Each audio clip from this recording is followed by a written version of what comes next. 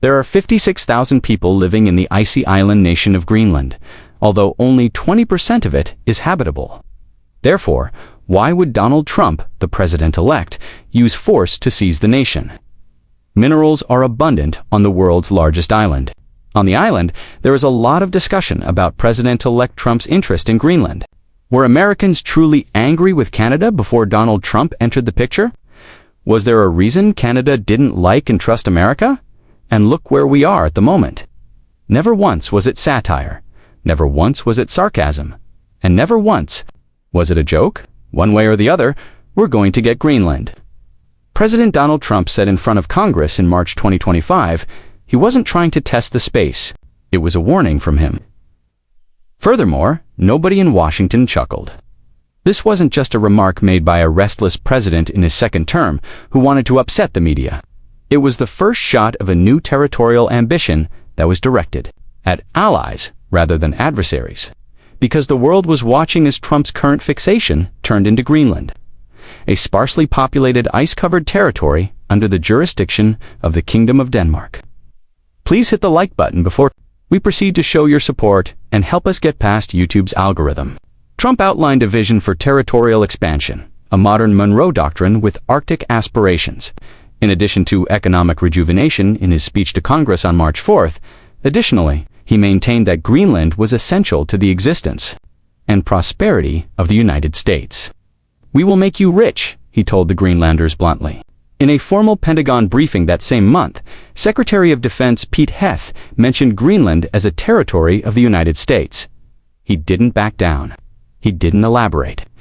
Internal memos concerning the Gik Gap, the Greenland, Iceland, and United Kingdom Naval Corridor, a crucial choke point for NATO operations, a surveillance zone for Russian submarine traffic, and a direct access point to the last unexplored mineral basin on Earth, were circulated by military analysts within a few weeks.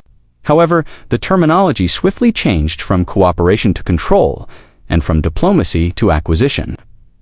The strategy started to fall apart at that point because Canada was already 3 steps ahead, whereas Trump's plan was centered on rhetoric and threat projection. This summit will result in a significant loss of conflict. The world is tense at the moment. After all, the international leaders and President Trump will also talk about the war in Ukraine, trade, and the global economy in addition to the Israeli-Iranian confrontation. This is because many of our G7 trading partners are quite worried about the president's tariffs. While Washington rattled its sabers and Ottawa quietly secured contracts, Trump broached the notion of annexation. Toronto raised money. Additionally, Canadian corporations secured Greenland's resource rights for the ensuing 50 years. Notwithstanding the White House's declarations of inevitable outcomes, 50 years indeed. Please click the subscribe button to show your support. For the channel before we proceed, Nuuk, not Washington, made the announcement. The Ministry of Business and Minerals in Greenland revealed that Greenland Resources, Inc., a mining business based in Toronto, had been granted a 30-year exploitation permission rather than an American corporation, and that permit can be extended for an additional 20 years if all goes as planned. The project is a strategically located magnesium and molybdenum deposit in eastern Greenland near Malm. The ramifications are enormous, for molybdenum is more than just a metal. It is the backbone of high-strength steel, the type found in ballistic missile systems, submarines, and airplanes. Additionally, the EU is now shutting away supply lines from Greenland via Canada and the United States as Europe increases its defense budgets. Why Washington ceased to be a reliable partner as a result.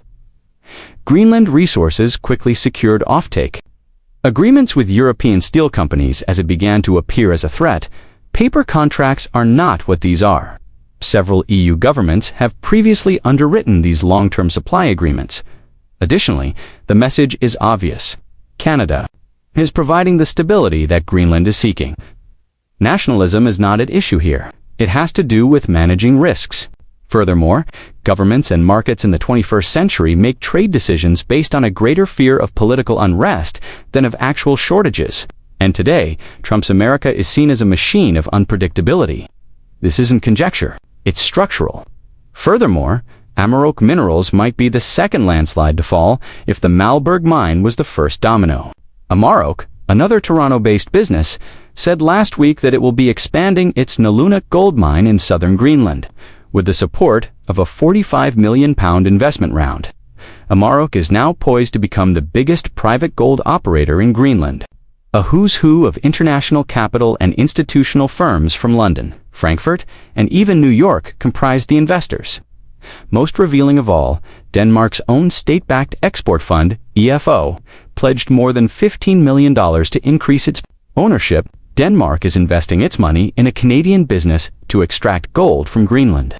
The contrast is even more stark when Trump discusses conquering Greenland. Trump conveys a sense of power. Alignment is provided by Canada. Trump discusses sovereignty. The Canadian government pays attention. Trump makes military threats. Canada establishes job offices in Nuuk. Nathaniel Greenland's Minister of Mineral Resources put it best. The goal of these resource projects is to make Greenland self-sufficient. An American Greenland was not, what she said, self-sustaining, she said. The story is the subtext. Greenland was viewed as a frozen region that was quiet, isolated, and politically unimportant for many years. No more. Greenland is now being repositioned as the economic guardian of the Arctic. Additionally, Washington, the admission pass, is no longer stamped. In Ottawa, it has a stamp. And U.S. strategists should be alarmed by that, because Washington further alienates the very government it purports to support, the more it portrays Greenland as a conquest. Additionally, now that the government is working with others, those people are acting swiftly. Greenland has now been declared as a key extraction zone by the European Union, which is already concerned about China's hold on rare earths and dissatisfied with the instability of U.S. tariffs. Contracts will, if feasible, be handled through CTA partners under the new EU defense policy. And that refers to Canada rather than the U.S. Empires lose supply routes in this way not through combat, but through paperwork. Furthermore, minerals are not the exclusive focus of this pivot. It has to do with infrastructure. Greenlandic ports are now undergoing refurbishment. Projects financed by the EU. The bids are being led by engineering firms in Canada. Digital tracking, ESG-certified, clean-tech build-outs, and rail enhancements are already in progress. These projects are not minor. They are anchors of sovereignty.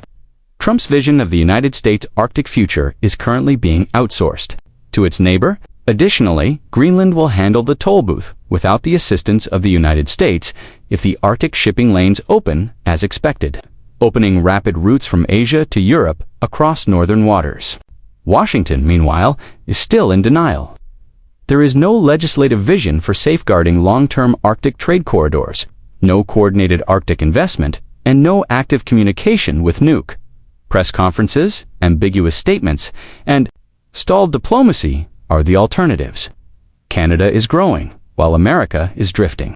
European intelligence agencies are currently moving their Arctic surveillance duties from NATO command centers in Virginia to 2 reporting stations in Canada, Norway, and Iceland. That is a warning that has been yelled in European parliaments, whispered in clandestine briefings, and recorded in recent NATO posture evaluations. Once the default hub of all Western strategic planning, the United States is today viewed as a wild card. Additionally, Greenland, which was previously considered an afterthought, is now in the forefront of the next global resource war. States is losing this war without firing a shot. The price is also exorbitant. Arctic mineral contracts worth billions of dollars, redirected EU energy investments, and rerouted aviation surveillance and authority around the U.S. grid, moving toward the Canadian Arctic and Greenlandic coasts, as well as the next strategic naval corridor in the North Atlantic, which is patrolled by joint EU-Canadian deployments rather than U.S. ships alone. It's a clear signal. Greenland is at zero, and the post-American West has begun. What comes next then? Does the United States intensify its efforts and use pressure to acquire?